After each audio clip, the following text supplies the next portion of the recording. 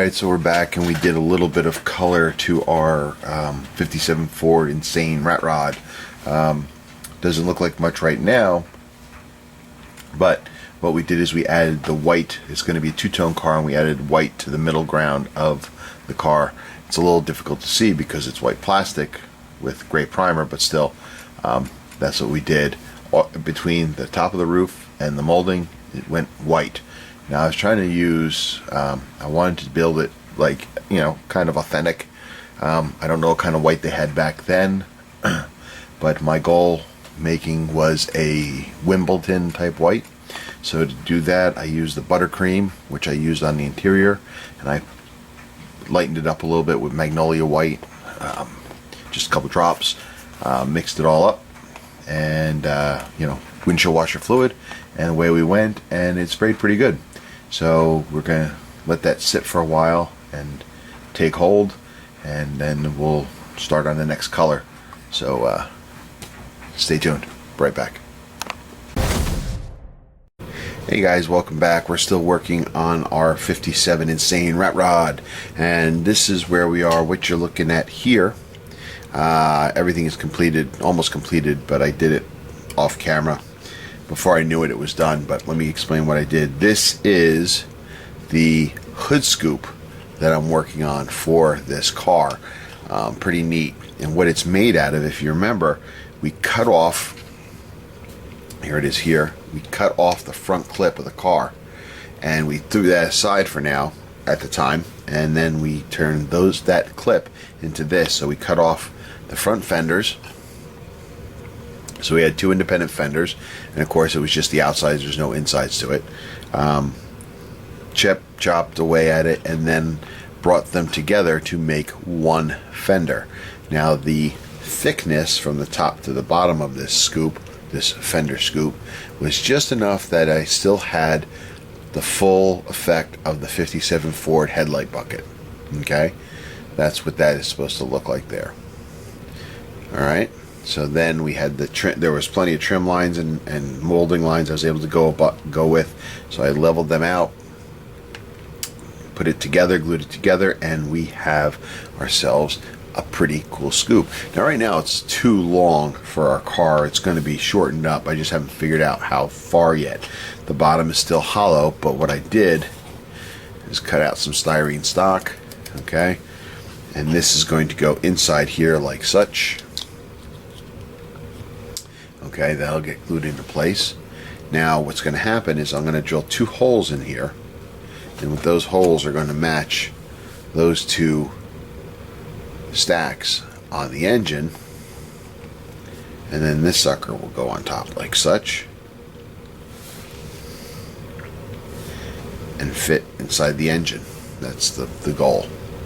Now again, it's a little long. I should call this the alien build. It looks kind of like the alien head, right? Head of the alien from Aliens.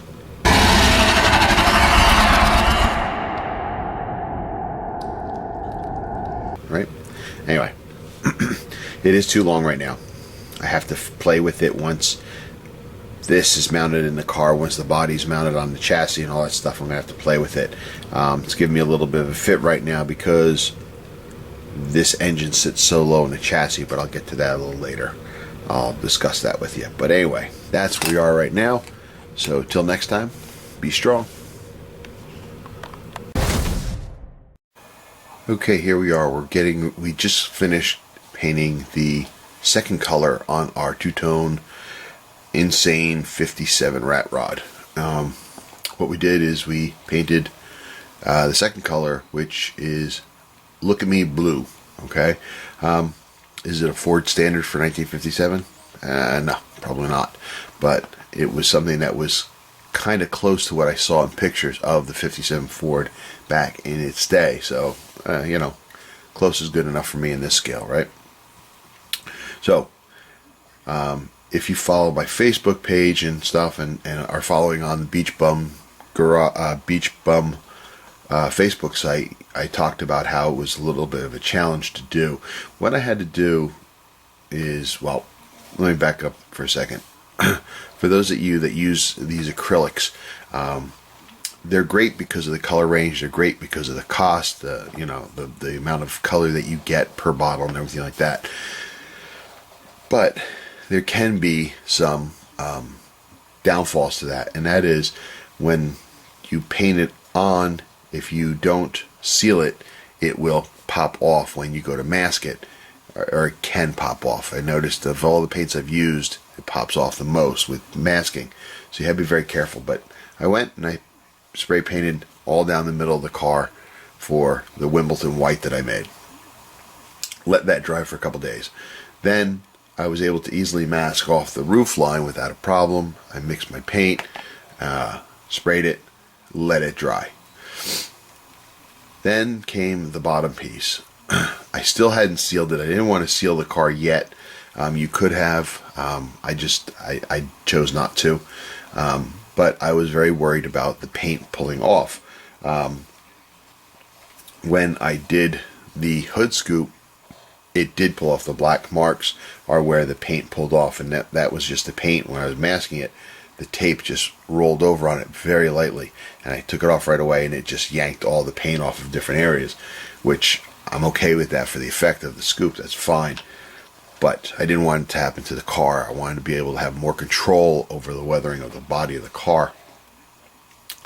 So here's where I lucked out a little bit, and that is the body of the 57, if I zoom in, has this molding line.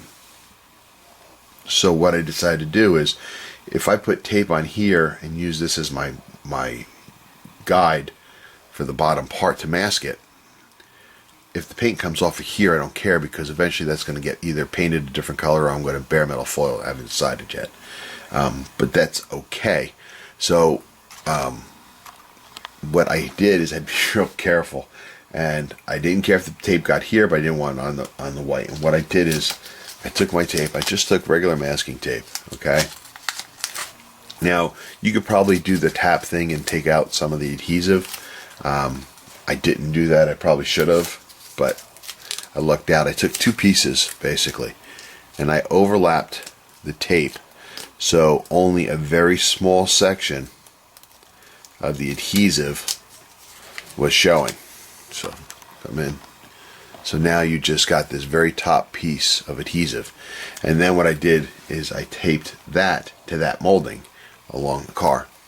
This way, this piece that wasn't adhesive, if it touched it, it wouldn't do anything to it. So then I stuck that all on those areas, went to town spraying it, and then I got my color. There is no different than a color from the bottom and the top. It's just the sun, the light reflecting on it. So that's where we are. So now got a couple little touch-ups I need to do, but otherwise this is done. I'm going to let this sit and then give it a spray of some Future to seal it in, and then we'll move into the next component, which part of which will be painting the firewall up and everything like that. So that's it for right now. So hang on, we'll be right back.